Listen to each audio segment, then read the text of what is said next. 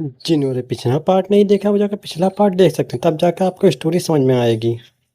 सच तो ये था कि चीले को अंदर ही अंदर एक अजीब सा खालीपन और खो जाने का एहसास हो रहा था। मैंने बात आगे बढ़ाते हुए कहा, और सुनो, कल से तुम्हें इस मौजूदा डिजाइन को और बड़ा करना है, लगभग 100 स्क्वायर मीटर और बढ़ाओ। इसमें एक प्लांटिंग एरिया, खेती के लिए, एक लाइव स्टॉक एरिया, पशुपालन के लिए, और एक जेल भी शामिल होनी चाहिए। जहां तक टाइम की बात है, तो ये सारा काम आधे महीने के अंदर पूरा हो जाना चाहिए। जैसे ही चीले ने यह सुना, उसने झटके से अपना सिर ऊपर उठाया। अब तक उसके दिल में बस एक ही डर 24 घंटे बैठा हुआ था कि जैसे ही उसने ये डिजाइन मैप पूरा किया, उसका काम खत्म हो जाएगा। उसे डर था कि उसकी वैल्यू खत्म होते ही मैं उसे बिना किसी रहम के लात मारकर बाहर निकाल दूंगा। इसी डर के मारे तो वो काम को जानबूझकर लटकाने और धीरे करने की सोच रही थी। पर अब मेरे इन शब्दों ने उसके दिल को पूरी तरह से तसल्ली दे दी थी। कम से कम इतना तो साफ था कि वो इतनी जल्दी यहां से बेदखल नहीं होने वाली थी। चीले को काम सौंपने के बाद मैं सीधे झांग म्याओ म्याओ की तरफ मुड़ा और बोला, चलो मेरे पीछे आओ, मुझे तुम्हें तुम्हारी नौकरी और जिम्मेदारियों के बारे में समझाना है। ये सुनते ही म्याओ म्याओ के दिल की धड़कन एक पल के लिए थम गई, पर उसने तुरंत अपने चेहरे पर एक नकली मीठी मुस्कान चिपकाई और बोली, बॉस, आप तो अभी अभी थके हारे बाहर से लौटे हैं, क्यों ना पहले आप थोड़ा आराम कर लें। बगल में खड़ी चीले को म्याओ म्याओ पहले ही फूटी आंख नहीं सुहाती थी। जहां एक तरफ चीले खुद ज्यादा से ज्यादा काम बटोरने के लिए मरी जा रही थी, वहीं ये म्याओ म्याओ काम की बात आते ही बहाने बनाकर दुम दबाने की कोशिश कर रही थी। चीले से रहा नहीं गया और वो तुरंत बीच में कूद पड़ी, बॉस, अगर ये काम नहीं करना चाहती तो बाहर ऐसे बहुत से लोग मरे जा रहे हैं जो ये काम हंसते हंसते। जी बॉस, मुझे करने दीजिए। झांग म्याओ म्याओ ने जैसे ही चीले की यह बात सुनी, उसने तुरंत राहत की सांस ली और पागलों की तरह सिर हिलाने लगी। हाँ हाँ बॉस, इसे ही करने दीजिए, मैं तब तक अपनी तैयारी कर लेती हूं। पर मैंने सीधे अपना सिर हिला दिया, नहीं, ये काम सिर्फ और सिर्फ तुम ही कर सकती हो। म्याओ या म्याओ समझ गई कि इस बार वो मेरे चंगुल से किसी भी कीमत पर बचकर नहीं भाग सकती। आखिरकार हार मानकर वो चुपचाप मेरे पीछे पीछे चल दी। तभी निंग याओ ने भी घबराते हुए पूछा, और मेरा क्या? मुझे क्या करना होगा? मैंने कहा, तुम्हारी काबिलियत दिखाने का मौका भी आगे चलकर आएगा। फिलहाल तुम बस चे शाओ शाओ पर नजर रखो, ध्यान रहे कि वो हमारे पीछे ना आए। जैसे ही हम दोनों वहां से निकले, चीले ने मुंह बनाते हुए निंग याओ की तरफ देखा। टीचर निंग, आखिर ऐसा कौन सा काम है जो सिर्फ झांग म्याओ म्याओ ही कर सकती है, पर मैं नहीं? बेचारी चीले आज तक कभी किसी रिलेशनशिप में नहीं रही थी, इसलिए वो मेरे और झांग म्याओ म्याओ के बीच चल रही इस खिचड़ी अंडरकट को रत्ती भर भी नहीं समझ पा रही थी। अब निंग याओ भी उसे खुलकर सब कुछ कैसे समझाती, इसलिए उसने बस एक फीकी मुस्कान दी और बात संभालते हुए बोली, देखो, हर किसी की अपनी एक अलग खूबी होती है। शायद म्याओ या म्याओ के पास कोई ऐसी एडवांटेज हो जो दूसरों के पास नहीं है। ये सुनकर चीले ने बस एक गहरी सांस ली और रह गई। चीले ने एक ठंडी सांस भरी और आगे कोई सवाल नहीं किया। पर निंग याओ मन ही मन कुड़ने लगी और खुद से बुदबुदाई, आखिर उसने मेरे बजाय झांग म्याओ या म्याओ को क्यों चुना? फिगर और लुक्स के मामले में तो साफ साफ मेरा पल्ला भारी है। कहीं ऐसा तो नहीं कि वो मुझे अपनी उम्र से बड़ी समझता है? तभी जैसे ही वो अपने ख्यालों से बाहर आई, उसने देखा कि चे शाओ शाओ वहां से गायब थी। ये देखते ही उसके हाथ पांव फूल गए और वो पैनिक हो गई। अरे, चे शाओ शाओ कहाँ गई? चीले, क्या तुमने देखा वो किधर गई है? उसने मुझे पहली बार कोई काम सौंपा था, मैं इसे बिल्कुल भी बिगाड़ना नहीं चाहती। निंग याओ अभी अभी यहां आई थी, इसलिए वो चे शाओ शाओ की फितरत से अनजान थी। पर चीले उसे अच्छी तरह जानती थी कि शाओ शाओ एक छोटी परछाई की तरह हर वक्त मेरे ही पीछे लगी रहती है। लेकिन चीले ने निंग याओ को सच नहीं बताया, बल्कि उसने बात टालते हुए कहा, अरे, वो शायद वॉशरूम गई होगी। फिक्र मत करो, अभी आ जाएगी। उधर सेकंड फ्लोर के बाथरूम में मैं खुद पर्सनल होकर झांग म्याओ म्याओ की खासियतों का जायजा ले रहा था, और वो भी मेरे स्पेशल हुनर को टटोलने में बिजी थी। हम दोनों इस सीक्रेट काम के हैंडओवर को खत्म करने ही वाले थे कि तभी बाथरूम का बायां दरवाजा किसी ने बेहद खतरनाक ताकत के साथ तोड़ डाला। झटका इतना जोरदार था कि मैं पूरे बदन से दहल गया और मेरे मुंह से काम की बात, कॉन्फिडेंशियल क्लॉज, बाहर आ गई। इधर झांग म्याओ म्याओ, जिसने अभी तक किसी कॉन्फिडेंशियल एग्रीमेंट पर साइन नहीं किए थे, वो इस झटके से इतनी घबरा गई कि उसे जोर जोर से खांसी आने लगी। दरवाजा तोड़कर अंदर घुसी चे शाओ शाओ को देखकर मेरे पूरे बदन से ठंडे पसीने छूटने लगे। मैंने हकलाते हुए पूछा, अरे, तुम यहां कैसे आए? शाओ शाओ ने तीखी नजरों से झांग म्याओ म्याओ की तरफ देखा और खासकर उसके मुंह साफ करने के अंदाज को ताड़ लिया। भाई साहब, कयामत के बाद पहली बार शाओ शाओ की आंखों में साफ साफ गुस्सा तैर उठा। वो गुस्से में इतनी आग बबूला हो गई कि उसने सीधे अपना मुंह खोला और बोल पड़ी, जो इसने खाया, मुझे भी वही खाना है। ये देखकर मेरे होश उड़ गए। मैं हैरान होकर चिल्लाया, अबे ओए, तुम बोल भी सकती हो? पर इस वक्त शाओ शाओ के अंदर मानो एल्बर्ट आइंस्टीन की आत्मा आ चुकी थी। उसका दिमाग इस समय गजब का तेज चल रहा था। वो मेरे बात घुमाने के झांसे में बिल्कुल नहीं आई। उसकी ज़ॉम्बी वाली सिक्स्थ सेंस ने उसे साफ बता दिया था कि मैं यहाँ छिपकर म्याओ म्याओ को कोई बहुत ही स्वादिष्ट पकवान खिला रहा हूँ। बस फिर क्या था, शाओ शाओ ने 2 कदम आगे बढ़ाए और सीधे मेरी पैंट दबोच ली। जब मैंने देखा कि मेरी पैंट अब फटने ही वाली है, तो मैंने घुटने टेकते हुए शाओ शाओ से कहा, अरे बाबा, ठीक है, मैं तुम्हें भी दे दूंगा, पर अगली बार पक्का। ये सुनते ही शाओ शाओ ने अपनी हरकत तो रोक दी, पर उसकी आंखें बिना पलक झपकाए सीधे मुझे ही घूरती रही। मैंने बिल्कुल सीरियस होकर कहा, मैं वादा करता हूं, अगली बार पक्का।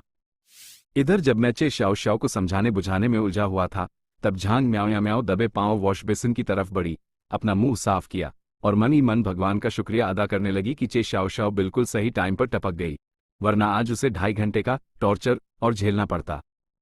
अगले दिन आखिरकार चीले ने सेफ हाउस के डिजाइन मैप का काम पूरी तरह खत्म कर दिया। मैंने तुरंत सबको एक जगह इकट्ठा किया और सीधे हुक्म सुनाया, चलो अपना सारा बोरिया बिस्तर समेटो, हम यहां से शिफ्ट हो रहे हैं। झांग म्याओ म्याओ को लगा कि कहीं मेरा दिमाग तो नहीं सटक गया है। वो हैरान होकर बोली, शिफ्ट? पर कहाँ?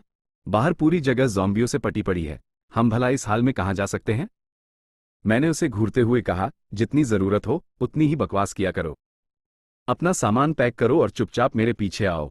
मेरी यह डांट सुनने के बाद भी म्याओ म्याओ ने बाकी लड़कियों की तरफ देखा, इस उम्मीद में कि शायद वे मुझे समझाएंगी, क्योंकि उसकी नज़रों में इस वक्त बेसमेंट से बाहर पैर रखना सीधे मौत के मुंह में कूदने जैसा था। पर भाई, चीले की तो उससे पहले से ही दुश्मनी चल रही थी, तो वो उसकी मदद भला क्यों करती? रही बात चे शाओ शाओ की, तो वो तो एक वफादार परछाई की तरह बस मेरे पीछे चलने को तैयार थी। अब म्याओ म्याओ की आखिरी उम्मीद डॉक्टर निंग याओ थी, पर निंग याओ भी बिल्कुल चुप रही। उसने बिना कोई सवाल उठाए आंख बंद करके मुझ पर पूरा भरोसा करने का फैसला कर लिया था। ये सब देखकर झांग म्याओ म्याओ ने अपना माथा सिकोड़ा और मन ही मन झुंझला उठी, क्या यहाँ इस पूरे ग्रुप में सिर्फ मेरे पास ही असली दिमाग बचा है, बाकी सब पागल हो चुके हैं? मैंने उसकी हिचकिचाहट को तुरंत ताड़ लिया और ठंडे लहजे में कहा, देखो, तुम चाहो तो यहीं रुकने का फैसला भी कर सकती हो। वैसे भी मुझे तुमसे शुरू के 2 लेवल के रिवॉर्ड्स मिल ही चुके हैं, तो अब तुम मेरे साथ आती हो या नहीं, इससे मुझे रत्ती भर भी फर्क नहीं पड़ता। अरे नहीं, मैं बिल्कुल आपके साथ चलूंगी। झांग म्याओ म्याओ ने तुरंत पलटी मारी और झट से कहा। वो इतनी चालाक तो थी ही कि अच्छी तरह जानती थी कि अगर वो इस कैंप में अकेली रह गई तो उसका अंजाम बहुत ही बुरा होने वाला है। उससे लाख गुना बेहतर था कि वो मेरे ही पीछे पीछे चले। हमारी इस हलचल ने जल्द ही कैंप के बाकी स्टूडेंट्स का ध्यान भी अपनी तरफ खींच लिया। वे आपस में कानाफूसी करने लगे, अबे ये लोग बोरिया बिस्तर समेटकर कहाँ जा रहे हैं? क्या ये सच में इस हाल में बाहर पैर रख रहे हैं? चलो अच्छा है बला टली। वैसे भी मैं इन लोगों के नखरों से तंग आ चुका था। सु युलान भी उसी भीड़ में खड़ी यह सब देख रही थी। अपने क्लासमेट्स की ऐसी घटिया बातें सुनकर उसने गुस्से में अपनी भौहें सिकोड़ ली। भले ही कल मैंने उसकी मदद करने से साफ मना कर दिया था और उसे खरी खोटी सुनाई थी, फिर भी उसका ज़मीर यह गवाही नहीं दे रहा था कि वो हमें इस तरह सीधे मौत के मुंह में जाते हुए देखे। इसलिए वो तुरंत भीड़ से बाहर निकलकर आए और उसने मेरा रास्ता रोकते हुए पूछा, तुम लोग आखिर कहाँ जा रहे हो? मैंने सपाट आवाज में जवाब दिया, यहां से दूर। वैसे भी तुम लोग यहां हमारा स्वागत तो करने से रहे, है कि नहीं? मेरे इस तीखे सवाल ने सु युलान की बोलती बंद कर दी और वो पल भर के लिए बिल्कुल अवाक रह गई। अब सु युलान अभी कुछ कहने ही वाली थी कि तभी पीछे से एक जानी पहचानी कमीनी आवाज गूंजी, बिल्कुल सही कहा तुमने, हम सच में यहां तुम्हारा स्वागत नहीं करते, लेकिन बाकी लोग यहां रुक सकते हैं। डॉक्टर निंग, आप तो हमारे कॉलेज की स्कूल डॉक्टर हैं, प्लीज आप हमारे साथ ही रुक जाइए, हमें आपकी बहुत जरूरत है। दु यांगशिंग अच्छी तरह जानता था कि इस कयामत के दौर में एक डॉक्टर की वैल्यू क्या होती है, इसलिए वो बाकी स्टूडेंट्स का नाम लेकर निंग याओ को इमोशनल ब्लैकमेल करने की चाल चल रहा था। ये देखकर मेरा खून खौल उठा, साला कमीना सरेआम मेरे ग्रुप के बंदे को भड़काने की कोशिश कर रहा है। पर इससे पहले कि मैं अपना मुंह खोलता, निंग याओ खुद 2 कदम आगे बढ़ी और 2 टूक जवाब दिया, यहां दूर दूर तक कोई दवाई बची ही नहीं है, ऐसे में मेरा यहां रुकना किसी काम का नहीं है, इसलिए बेहतर यही होगा कि मैं यहां से चली जाऊं। दु यांगशिंग ने अपनी भोंडी दलील देते हुए कहा, लेकिन आप एक टीचर हैं, भले ही आप कुछ न करें, पर आपका यहां होना ही हम सबके हौसले को बनाए रखने के लिए बहुत है। दु यांगशिंग ने उसे रोकने के लिए अपनी तरफ से पूरा जोर लगा दिया, पर निंग याओ का इरादा टस से मस नहीं हुआ। वो हर हाल में मेरे साथ ही जाने का मन बना चुकी थी। जब दु यांगशिंग ने देखा कि निंग याओ उसके झांसे में नहीं आ रही, तो उसने बाकी लड़कियों को रोकने की जहमत भी नहीं उठाई। उसकी घटिया सोच के हिसाब से निंग याओ के अलावा चीले और झांग म्याओ म्याओ तो सिर्फ कैंप पर मुफ्त का बोझ थी। मैंने तुरंत हुक्म दिया, चलो अब और वक्त बर्बाद मत करो, यहां से निकलो। ये कहने के साथ ही मैं मुड़ा और आगे चल दिया। बाकी सारी लड़कियां भी एक वफादार टीम की तरह मेरे ठीक पीछे हो ली। जब से यह ज़ॉम्बी आफ्त शुरू हुई थी तब से झांग म्याओ म्याओ ने पहली बार कॉलेज की बिल्डिंग से बाहर कदम रखा था। वो डर के मारे अपनी गर्दन घुमा घुमाकर चारों तरफ देख रही थी, मानो किसी भी पल दुम दबाकर भागने के लिए तैयार हो। पर जब उसने देखा कि आसपास एक भी जिंदा ज़ॉम्बी नहीं है, बल्कि हर तरफ सिर्फ उनकी कटी फटी लाशें बिखरी पड़ी हैं, तब जाकर उसकी जान में जान आई। जैसे ही हम कॉलेज के पीछे वाले खुले मैदान में पहुंचे, मैंने अपने कदम रोक दिए। ये देखते ही म्याओ म्याओ पैनिक हो गई और घबराकर बोली, अरे हम यहां रुक क्यों गए? अभी आसपास ज्यादा ज़ॉम्बी नहीं है, हमें आगे बढ़ते रहना चाहिए। मैंने शांत आवाज में कहा, हम अपनी मंजिल पर पहुंच चुके हैं। यहां? वो चीखी।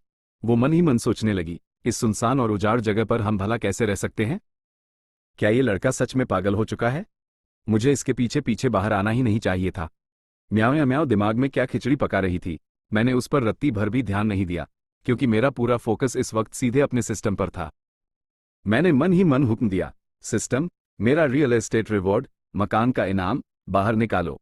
सिस्टम की आवाज गूंजी, डिजाइन मैप डिटेक्ट कर लिया गया है। क्या इसी मैप के हिसाब से कंस्ट्रक्शन शुरू किया जाए?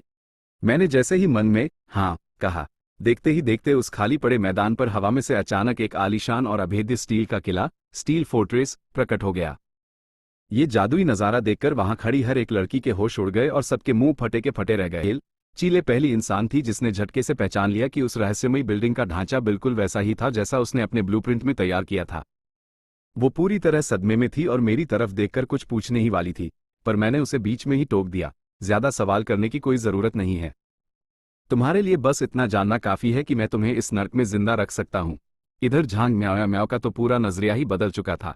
जो म्याओ म्याओ 2 मिनट पहले तक मुझे पागल समझ रही थी, वो अब अंदर ही अंदर इतनी पागल, एक्साइटेड हो चुकी थी कि वो उसी वक्त खुद को मुझे सौंपने के लिए बेताब थी। मैं कदम बढ़ाते हुए सीधे सेफ हाउस के मेन गेट की तरफ बढ़ा। इस आलीशान सेफ हाउस का दरवाजा मजबूत टाइटेनियम अलॉय धातु से बना था, जिसके ठीक बगल में एक एडवांस इलेक्ट्रॉनिक फिंगरप्रिंट लॉक लगा हुआ था। मैंने सबसे पहले अपना फिंगरप्रिंट स्कैन किया और फिर चे शाओ शाओ का अंगूठा भी वहां लगवा दिया। रही बात निंग याओ और चीले की, तो मैंने मन ही मन तय कर लिया था कि जैसे ही इनका अफेक्शन लेवल 60 पर पहुंचेगा, मैं इनके फिंगरप्रिंट भी सिस्टम में ऐड कर दूंगा। और वो शातिर झांग म्याओ म्याओ, भाई वो बहुत चालू चीज थी और दिमाग में 100 तिकड़मबाजी रखती थी, इसलिए जब तक उसका अफेक्शन लेवल कम से कम 80 नहीं छू जाता, तब तक उसे इस सेफ हाउस का एक्सेस मिलने का तो सवाल ही पैदा नहीं होता था। बीप की आवाज के साथ वो टाइटेनियम अलॉय का दरवाजा अपने आप खुल गया और मैं सबको लेकर शान से अंदर दाखिल हुआ। हालांकि अभी इसका एरिया थोड़ा लिमिटेड था, इसलिए इस आलीशान सेफ हाउस में फिलहाल एक बड़ा सा लिविंग रूम और 3 बेडरूम ही बने हुए थे, एक बाथरूम और एक बड़ा सा वेयरहाउस गोदाम था। लेकिन भाई, सिस्टम सच में बहुत दरियादिल निकला। उसने अंदर का सारा फर्नीचर पहले से ही चकाचक सेट करके दिया था और यहां तक कि बिजली के लिए एक भारी भरकम डीजल जनरेटर भी लगा रखा था। बस अफसोस की बात यह थी कि डीजल का सिर्फ एक ही बैरल मिला था। जैसे ही सारी लड़कियां अंदर आईं, वे कौतूहल से चारों तरफ आंखें फाड़कर देखने लगीं और हर 2 मिनट में उनके मुंह से हैरत के मारे चीखें निकलने लगीं। Oh my God! बाथरूम में तो बाथ टब भी है और नहाने के लिए गर्म पानी भी आ रहा है। अरे देखो, इस बड़े से गोदाम में तो रेफ्रिजरेशन, कूलिंग का सिस्टम भी लगा है। कितना शानदार है यार! हे भगवान, बेडरूम में इतने मखमली बेड भी हैं। यहां तक कि लिविंग रूम में बैठने के लिए सोफा भी लगा हुआ है। उनकी ये बातें सुनकर मेरे दिल को जो सुकून मिला, उसे शब्दों में बयान नहीं किया जा सकता। और ये तो बस एक शुरुआत थी। जब तक मैं सिस्टम के दिए टास्क पूरी शिद्दत से पूरे करता रहूंगा, मेरा ये सेफ हाउस और बड़ा होता जाएगा और इसमें एक से बढ़कर एक धांसू फीचर्स जुड़ते जाएंगे। तभी माहौल को भांपते हुए झांग म्याओ म्याओ ने अपनी टांग अड़ाई और एक सुझाव दिया, चलो अब फटाफट सब अपने अपने कमरे बांट लेते हैं। बॉस अकेले एक कमरे में शान से रहेंगे, चीले और मैं दूसरा कमरा शेयर कर लेंगी और बाकी बचे तीसरे कमरे में टीचर निंग और चे शाओ शाओ साथ रह लेंगी। पर भाई, म्याओ म्याओ का मुंह बंद होते ही चीले तुरंत भड़क गई और उसने सरेआम ऐतराज जताते हुए कहा, मैं तुम्हारे साथ कमरा शेयर करने का सपना भी नहीं देख सकती। मुझे तो टीचर निंग के साथ ही रहना है। जिद! चे शाओ शाओ ने अपनी आदत के मुताबिक कुछ कहा तो नहीं, उसने बस खामोशी से मेरी आस्तीन खींच ली, मानो अपना हक जता रही हो। ये देखकर झांग म्याओ म्याओ ने पैंतरा बदला और बोली, चलो ठीक है फिर, बॉस अपनी बहन शाओ शाओ के साथ एक कमरा शेयर कर लेंगे, चीले और टीचर निंग दूसरा कमरा ले लेंगी और मैं अकेले तीसरे कमरे में रह लूंगी। पर चीले का गुस्सा अभी ठंडा नहीं हुआ था। उसने तुरंत दोबारा अड़ंगा लगाया। अरे वाह, तुम्हें अकेले एक पूरा कमरा क्यों मिले भला? म्याओ या म्याओ ने दलील दी। अब तुमने खुद ही देखा कि बॉस और उनकी बहन का क्या सीन है। ऊपर से तुम मेरे साथ कमरा शेयर करने से साफ मना कर रही हो, तो जाहिर है मुझे अकेले ही एक कमरे में रहना पड़ेगा ना। चीले ने एक शातिर मुस्कान के साथ कहा, मेरे पास इससे भी बढ़िया आइडिया है, तुम जाकर लिविंग रूम के सोफे पर सो जाओ। चीले, क्या तुम जानबूझकर मुझसे पंगा ले रही हो? झांग म्याओ या म्याओ का पारा चढ़ गया और वो सीधे उस पर भड़क उठी। जब मैंने देखा कि दोनों के बीच बात अब हाथापाई तक पहुंचने वाली है, तो मैंने कड़क आवाज में डांट लगाई, बस करो। कमरे वैसे ही बांटे जाएंगे जैसे म्याओ या म्याओ ने कहा है। मेरे मुंह खोलते ही दोनों की चू चू बिल्कुल बंद हो गई। चीले ने तुरंत मुंह फुलाया और टीचर निंग का हाथ खींचकर अपने कमरे में सामान सेट करने चली गई। उधर झांग म्याओ या म्याओ ने भी लपककर अपने कमरे का दरवाजा बंद कर लिया। अब वो अंदर कुंडी लगाकर क्या गुल खिला रही थी, यह कोई नहीं जानता था। मैंने तो पहले सोचा था कि जरा घूम घूम कर अपने इस नए सेफ हाउस का मुआयना करूं, पर चे शाओ शाओ लगातार मेरी टी शर्ट खींच रही थी और मुझे वहां से हिलने तक नहीं दे रही थी। उसने आखिरी बचे हुए कमरे की तरफ उंगली उठाई और अपनी मासूम आवाज में सीधे हुक्म दिया, चलो सो जाओ। सच कहूं तो मैं उसे मना करना चाहता था, पर मैं उसे मना कर ही नहीं पाया। चे शाओ शाओ की उन बड़ी बड़ी मासूम आंखों को ना कहना नामुमकिन था। वैसे भी पिछले इतने दिनों से मैं लगातार मौत के साए में जी रहा था और मेरे दिमाग की नसें तनी हुई थी। मुझे सच में इस वक्त थोड़े आराम और सुकून की सख्त जरूरत थी। मैं जैसे ही बेड पर लेटा, शाओ शाओ तुरंत मेरे बगल में दुबक गई और एक नन्हे कैटरपिलर इल्ली की तरह रेंगते हुए मेरी बाहों में समा गई। मुझे भी करवट लेकर उसे गले से लगाना पड़ा। देखते ही देखते थकान के मारे मेरी आंखें मुंद गईं और मैं गहरी नींद में सो गया। अब क्योंकि शाओ शाओ एक ज़ॉम्बी थी, तो उसे थकान जैसी कोई चीज महसूस नहीं होती थी। वो बस अपना चेहरा मेरी छाती में छुपाए चुपचाप लेटी रही और मेरे दिल की धड़कनों को महसूस करती रही। दूसरी तरफ कॉलेज की उस पुरानी बिल्डिंग वाले कैंप में कुछ स्टूडेंट्स ने ध्यान दिया कि पीछे वाले मैदान में अचानक एक अजीब सी रहस्यमयी बिल्डिंग खड़ी हो गई है। उन्होंने बिना कोई देर किए तुरंत जाकर इसकी खबर दू यांगशिंग को दी। दू यांगशिंग ये सुनकर पूरी तरह चकरा गया। उसे अच्छी तरह याद था कि स्कूल के पीछे ऐसा कोई घर कभी था ही नहीं। लेकिन अजीब बात यह थी कि उसे अंदर ही अंदर ऐसा लग रहा था मानो वो घर हमेशा से वहीं पर था। भले ही उसने उस सेफ हाउस को अपनी आंखों के सामने जादू से प्रकट होते हुए नहीं देखा था, पर मेरे सिस्टम के असर इन्फ्लुएंस ने उसके सबकॉन्शियस माइंड को यह मानने पर मजबूर कर दिया था कि वहां उस घर का होना बिल्कुल नॉर्मल और जायज बात है। दू यांगशिंग ने खबर लाने वाले स्टूडेंट की तरफ देखा और आंखें सिकोड़कर पूछा, तुमने क्या कहा? तुमने उस बाहरी लड़के और उसकी टोली को उसी घर के अंदर जाते हुए देखा है? हाँ भाई, मैंने अपनी इन आंखों से देखा है, उस स्टूडेंट ने तुरंत जवाब दिया।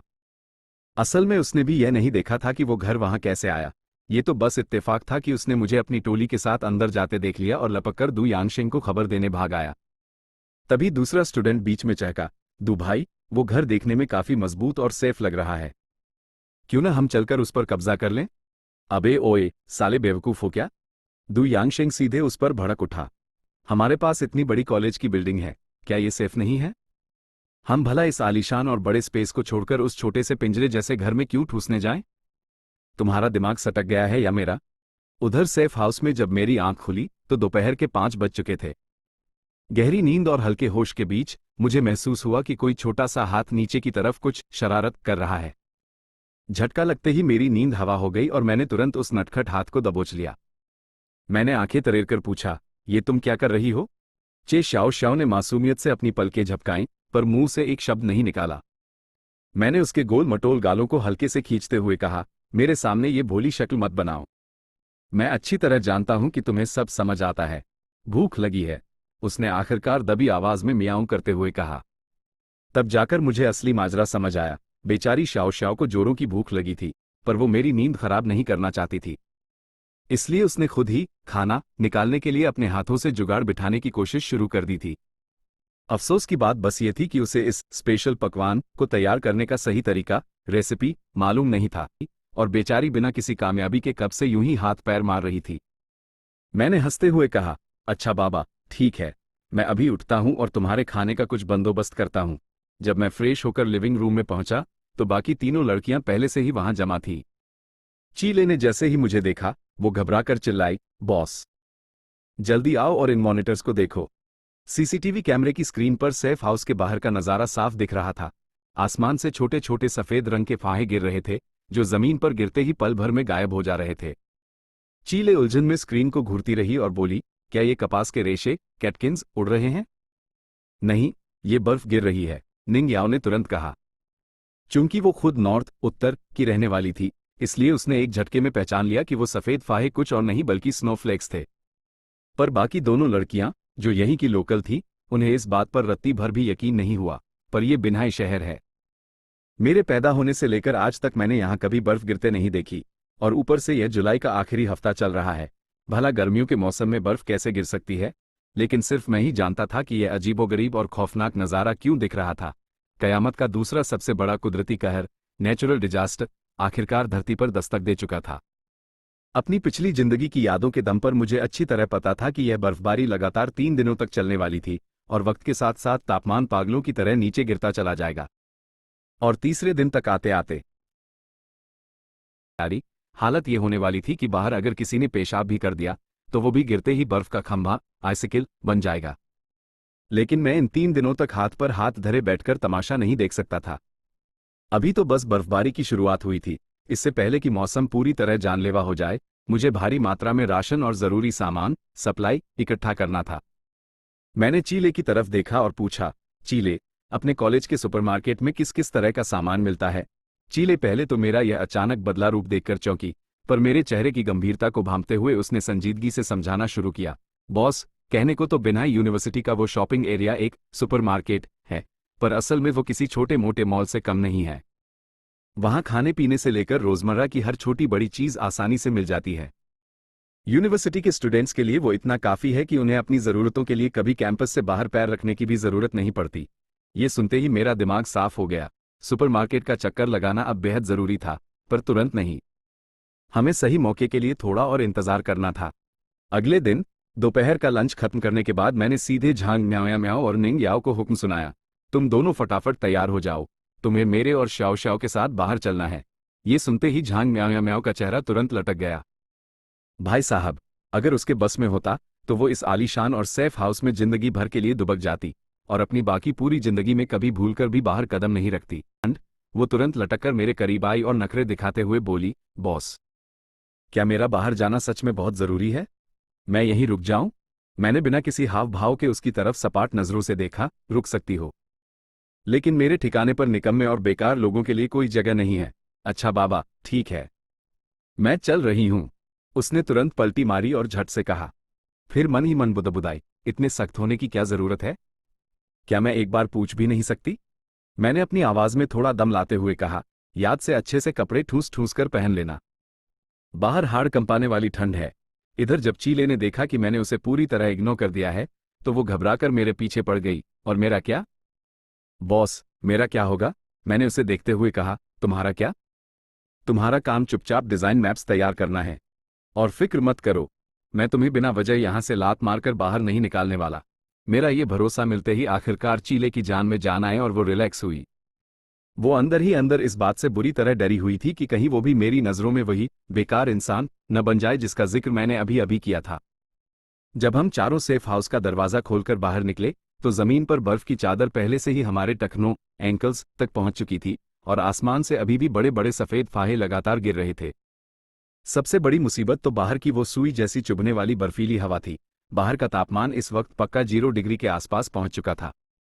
भले ही झांग म्याओ म्याओ और निंग याओ ने खुद को कपड़ों की परतों से पूरी तरह लाद रखा था, फिर भी वे इस कांपने वाली ठंड को बर्दाश्त नहीं कर पा रही थी।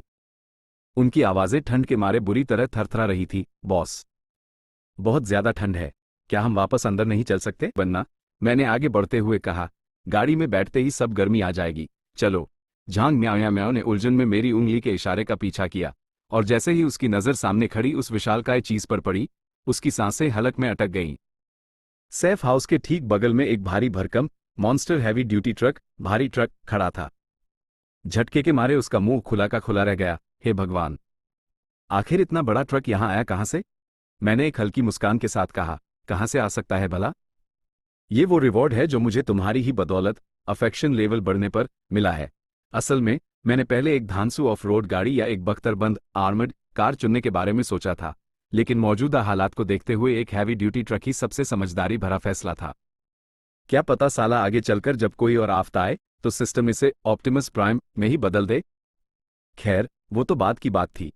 फिलहाल इसका काम भारी मात्रा में सामान ढोना था। मैंने उन्हें और ज्यादा डिटेल नहीं समझाई, बस चुपचाप लपककर ट्रक में बैठने को कहा। मैं खुद ड्राइवर की सीट पर कूदा और चाबी घुमाकर इंजन स्टार्ट कर दिया। जैसे ही ट्रक का इंजन दहाड़ा, उसकी गूंज सुनकर ज़ॉम्बियों का एक पूरा झुंड हमारी तरफ लपका। पर भाई, इस कड़ाके की ठंड में उनकी हालत इतनी पतली थी कि वे कछुए की रफ्तार से रेंग रहे थे। उनका एक एक कदम कई सेकंड ले रहा था। वे बस बेबसी से हमें दूर जाते हुए घूरते रह गए। पूरी रात इस जानलेवा बर्फबारी में बाहर बिताने की वजह से सारे के सारे ज़ॉम्बी बिल्कुल अकड़कर कुल्फी बन चुके थे। मैंने बिना किसी रहम के सीधे एक्सीलेटर पर पैर रखा और जोर से थ्रॉटल दबा दिया। डॉक्टर निंग का शक और हम महज 2.5 मिनट के अंदर सीधे सुपरमार्केट के मेन एंट्रेंस पर पहुंच गए। ट्रक से नीचे उतरते ही मैंने सबको सख्त हिदायत दी, याद रखो, सबसे पहले अपने अपने हथियार संभालो, बिल्कुल मेरे और शाओ शाओ के पीछे रहो और गलती से भी कोई पीछे मत छूटना। ये सुनकर निंग याओ के चेहरे पर चिंता की लकीरें उभर आईं। वो फिक्रमंद होकर बोली, शाओ शाओ को आगे रखना क्या बहुत ज्यादा खतरनाक नहीं होगा? क्यों न उसकी जगह मैं सबसे आगे चलूं?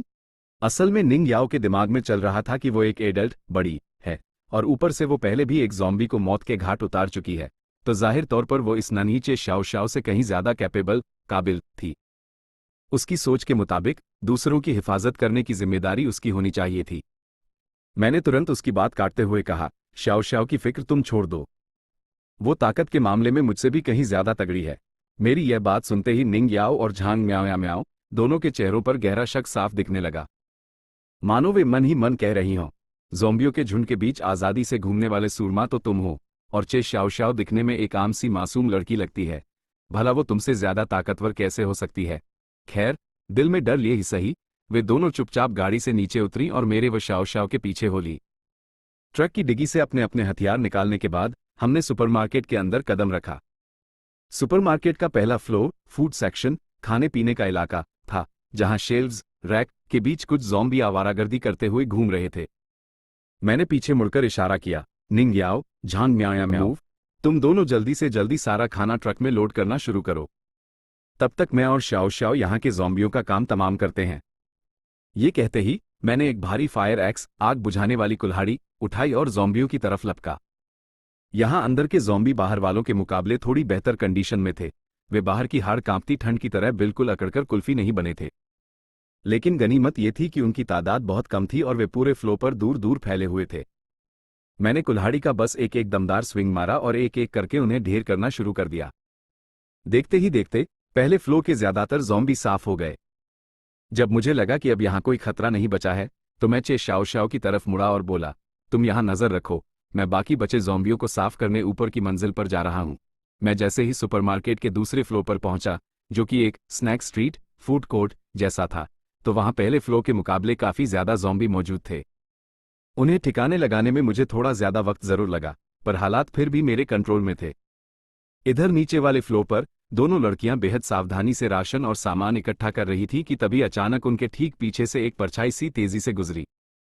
निंग याओ बुरी तरह घबरा गई और पैनिक होकर चिल्लाई, शाओ शाओ, बचो, तुम्हारे पीछे। पर भाई, इससे पहले कि निंग याओ की बात पूरी होती, नन्ही चे शाओ शाओ ने बिना पलक झपकाए फुर्ती से अपना हाथ उठाया और गाजर मूली की तरह उस ज़ॉम्बी की गर्दन को एक झटके में मरोड़ कर रख दिया। इस छोटे से ड्रामे और तगड़े झटके को देखने के बाद दोनों लड़कियों की सिट्टी पिट्टी गुम हो गई और वे चुपचाप वापस सामान बटोरने में जुट गईं। जब मैं दूसरे फ्लोर से सारा सफाया करके नीचे उतरा, तो पहले फ्लोर का लगभग सारा कीमती और काम का सामान ट्रक में लोड हो चुका था। ठीक उसी पल झांग म्याओ म्याओ चेहरे पर एक बड़ी सी एक्साइटमेंट लिए भागती हुई मेरे पास आई और हौंफते हुए बोली, बॉस सुनो, कुल्फी बॉस, मुझे सुपरमार्केट के मेन वेयरहाउस गोदाम का रास्ता मिल गया है। ये सुनते ही मेरी खुशी का ठिकाना नहीं रहा और मैंने उसकी पीठ थपथपाते हुए कहा, क्या बात है, कमाल कर दिया। जब हम वापस चलेंगे तो तुम आराम से बाथटब में गर्म पानी से नहा सकती हो। और हाँ, इनाम के तौर पर मैं तुम्हारे साथ एक स्पेशल कॉन्फिडेंशियल एग्रीमेंट, गोपनीय समझौता भी साइन करूंगा, सिर्फ तुम्हारे लिए। इसके अलावा दूसरे फ्लोर के सारे ज़ॉम्बी साफ हो चुके हैं। तुम और निंग याओ जल्दी से ऊपर जाओ और वहां का सारा माल समेटो। उन दोनों के ऊपर जाते ही मैं सीधे सुपरमार्केट के उस खुफिया गोदाम की तरफ लपका। जैसे ही मैंने अंदर कदम रखा, मेरी आंखें फटी की फटी रह गईं। कोने में 2 चमचमाते गैसोलीन, पेट्रोल, जनरेटर और 4 बड़े बड़े गैसोलीन के बैरल रखे हुए थे। हर एक बैरल पूरे 200 लीटर का स्टैंडर्ड साइज था। भाई साहब, ये इतना तेल था जिससे या तो हमारे सेफ हाउस में सैकड़ों घंटों तक बिजली बनाई जा सकती थी, या फिर हमारे इस मॉन्स्टर हैवी ड्यूटी ट्रक की पूरी टंकी को एक बार में आकंठ भरा जा सकता था। मैंने बिना एक पल गंवाए तुरंत आवाज देकर सबको वहां बुलाया और हम सबने मिलकर उन भारी भरकम जनरेटरों और पेट्रोल के बैरलों को ट्रक के पीछे लाद दिया। सच कहूं तो ये ट्रिप हमारी उम्मीद से कहीं ज्यादा बड़ी ब्लॉकबस्टर साबित हुई थी। सिर्फ खाने पीने और राशन का सामान ही इतना आ चुका था कि हमारे ग्रुप के लिए पूरे 2.5 साल तक ऐश करने के लिए काफी था। लेकिन ठीक इसी वक्त दूसरी तरफ कॉलेज की उस पुरानी बिल्डिंग वाले कैंप में बाकी स्टूडेंट्स की हालत बुरी तरह पतली हो रही थी। कड़ाके की ठंड और भूख के बीच वहां का एक आशिक जोड़ा अपनी तन्हाई बर्दाश्त नहीं कर पाया और चुपके से रोमांस बायोलॉजी की पढ़ाई करने बिल्डिंग से बाहर निकल गया। पर भाई, बाहर का मौसम इतना बेरहम था कि वो बेचारे अपने मुकाम तक पहुंचते उससे पहले ही कुदरत ने उन्हें वहीं पर जमाकर हमेशा हमेशा के लिए बायोलॉजी का परमानेंट स्पेसिमेन, बर्फ का पुतला बना दिया। इधर अंदर क्लासरूम का नजारा बेहद दर्दनाक था। ठंड से बचने के लिए दर्जनों स्टूडेंट्स एक दूसरे से चिपककर झुंड बनाकर बैठे हुए थे। भूख और हाड़ कंपाने वाली इस सर्दी ने उन्हें पूरी तरह से मायूसी और हताशा के दलदल में धकेल दिया था। पर तभी अचानक सन्नाटे को चीरती हुई उस पुरानी बिल्डिंग के ठीक नीचे एक भारी गाड़ी के इंजन की आवाज गूंजी। खिड़की के पास खड़े एक स्टूडेंट ने जैसे ही नीचे झांका, वो पागलों की तरह एक्साइटेड होकर चिल्लाया, अरे देखो, बाहर एक ट्रक आया है। बाहर एक बहुत बड़ा ट्रक खड़ा है। ये सुनते ही मानो मुर्दों में जान आ गई। बाकी सारे स्टूडेंट्स के चेहरे भी खुशी से चमक उठे। कमाल हो गया भाई, क्या आखिरकार हमें बचाने के लिए रेस्क्यू टीम आ गई है। तभी भीड़ को चीरते हुए दु यांगशेंग आगे बढ़ी। उसने खिड़की के पास खड़े उस स्टूडेंट को झटके से एक तरफ धकेला और खुद बाहर देखने लगी। जैसे ही उसकी नजर उस भीमकाय हैवी ड्यूटी ट्रक पर पड़ी, वो खुशी के मारे आपे से बाहर हो गई और चीख उठी, ये पक्का वो लोग हैं जिन्हें मेरे पापा ने मुझे यहां से निकालने के लिए भेजा है। उसका ये दावा सुनते ही वहां मौजूद दर्जनों स्टूडेंट्स उम्मीद से लबरेज हो गए और उसके पीछे पीछे चलने को तैयार हो गए। पर दु यांगशेंग के दिमाग में तो कुछ और ही तिकड़म चल रही थी। उसे डर था कि अगर इतने सारे लोग एक साथ बाहर निकले तो बहुत ज्यादा शोर शराबा और अफरातफरी मच जाएगी। इसलिए उसने चालाकी दिखाते हुए सिर्फ उन चुनिंदा लोगों को अपने साथ लिया जिन पर वो सबसे ज्यादा भरोसा करती थी। लेकिन भाई, जब ये पूरा वीआईपी ग्रुप बड़े टशन में मार्च करता हुआ नीचे पहले फ्लोर पर पहुंचा तो उनके पैरों तले जमीन खिसक गई। बिल्डिंग से बाहर निकलने के सारे रास्ते और दरवाजे पूरी तरह से ब्लॉक थे। और मजे की बात सुनो, ये किसी और की नहीं बल्कि खुद दु यांगशेंग की अपनी ही की हुई करतूत थी। जिस दिन मैं अपनी टोली लेकर वहां से निकला था, दु यांगशेंग इस खौफ में जी रही थी कि कहीं मैं वापस आकर उस पर हमला न कर दूं। इसी डर के मारे उसने चमचों को लगाकर सारे दरवाजे और खिड़कियां मजबूती से बंद करवा दी थी। खैर, गनीमत ये थी कि इस वक्त उसके साथ लड़कों की अच्छी खासी टोली थी, इसलिए सबने मिलकर फटाफट हाथ पैर मारे और देखते ही देखते बाहर निकलने का एक रास्ता साफ कर लिया। जैसे ही उन्होंने खिड़की को खोला, अंदर का तापमान इतनी तेजी से गिरा कि मानो खून ही जम जाएगा। पर दु यांगशेंग और उसकी टोली ने दांत भींचे, अपनी पूरी जान लगाई और एक एक करके खिड़की से बाहर कूदने लगे। वे सब हाड़ कांपती ठंड में उस भीमकाय हैवी ड्यूटी ट्रक की तरफ तेजी से कदम बढ़ाने लगे। दूसरी तरफ मैंने अपना भारी भरकम ट्रक सेफ हाउस के ठीक सामने लाकर पार्क कर दिया था। झांग, म्याओ म्याओ और बाकी लड़कियों ने अब मोटे मोटे डाउन जैकेट्स पहन लिए थे और वे ट्रक में लदे राशन और पेट्रोल को फुर्ती से सेफ हाउस के अंदर शिफ्ट करने में जुटी हुई थी। लेकिन तभी जब म्याओ म्याओ एक पल के लिए सुस्ताने को रुकी तो धुंध और गिरती बर्फ के बीच उसे दूर से कुछ धुंधली परछाइयां अपनी तरफ आती दिखाई दी। इस जानलेवा मौसम को देखकर उसके दिमाग में सबसे पहला ख्याल यही आया कि वे पक्का ज़ॉम्बी ही होंगे, क्योंकि इतनी कांपने वाली बर्फीली ठंड में किसी जिंदा इंसान का बाहर घूमना नामुमकिन था। वो घबराकर चिल्लाई, बॉस देखो, उस तरफ से ज़ॉम्बी आ रहे हैं। ये सुनकर भी मेरे चेहरे पर कोई शिकन नहीं आई। मैंने शांत आवाज में कहा, कोई बात नहीं, तुम लोग अपना काम चालू रखो, बाकी मैं खुद संभाल लूंगा। पर जैसे जैसे वे परछाइयां हमारे करीब आने लगी, मेरा माथा ठनका और मुझे कुछ गड़बड़ महसूस हुई। साला, ज़ॉम्बी भला ठंड के मारे इस तरह थर थर कांपते हुए क्यों चलेंगे? ये सोचते ही मेरे अंदर का सस्पेंस और चौकन्नापन दुगुना हो गया, क्योंकि मैं अच्छी तरह जानता था कि इस कयामत के दौर में सबसे खौफनाक चीज कोई ज़ॉम्बी नहीं है और न ही ये कुदरती आफतें हैं, बल्कि सबसे खतरनाक चीज तो इंसान की फितरत और उसका लालची